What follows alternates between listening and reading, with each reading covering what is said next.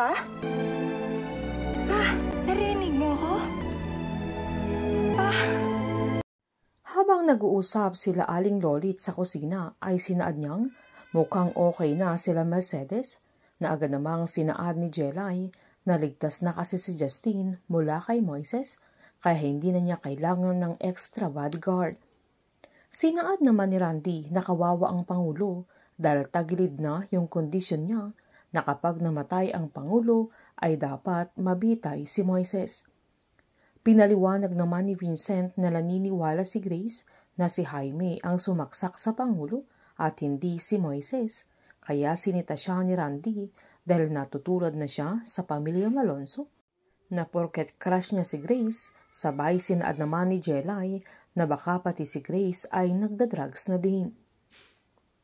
Habang tinawagan naman ni Melanie ang tatay niya para ipaalam na sinusubukan pa lang niyang kumbinsihin ang nanay niya na sumama ng mga ibang bansa dahil kung sasama siya ay kailangang kasama si Aling Nadia, na agad namang giniit ni Diego na kahit anong suyo niya kay Aling Nadia ay hindi ito papayag dahil ayaw din niyang makasama ito, na agad namang sinabi pa ni Diego na kailangang mamili ni Melanie sa kanilang dalawa, na agad namang umangal ang dalaga, sabay tinanong niya kung wala na kahit konting pagmamahal para sa nanay niya.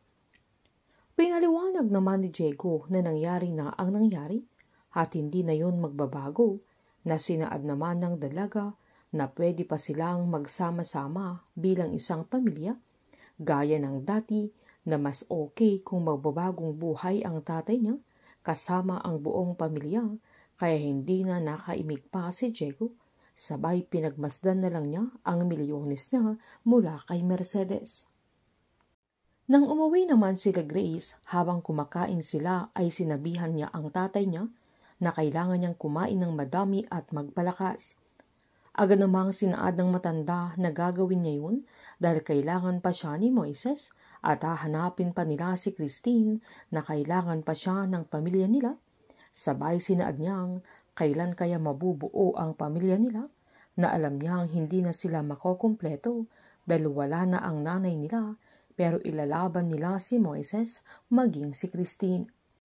Habang pinuntahan naman ni Dr. Harvey si Danica sa kwarto ni Eleazar, na sinaad niyang mas magandang pirmahan na ng dalaga yung authorization para sa ilalapat na mercy killing para sa papa niya dahil masyado nang kritikal ang kalagayan ng papa niya, na kahit ginawa nila yung makakaya nila ay walang improvement, pero nanindigan naman si Danica na hindi niya yun pipirmahan, kaya sinaad ni Dr. Harvey na kung magising man ang papa niya ay apektado ang utak niya, na parang lantang gulay na siya at hindi na makaka-recover pa, na yun ba ang gusto ng dalaga para sa papa niya.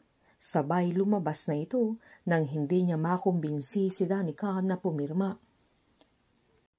Agad namang nilapitan ni Danica ang papa niya, sabay binuksan niya yung iPad niya at pinakita yung larawan ni Moises.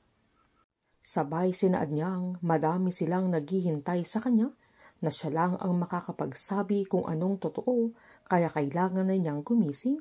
Nagumalaw yung daliri ng papa niya at nakita ni Danica, kaya natuwa ito at muli niyang tinanong kung naririnig siya ni Eleazar, kaya muli niyang ginalaw ang mga daliri niya, kaya sobrang tuwa ni Danica.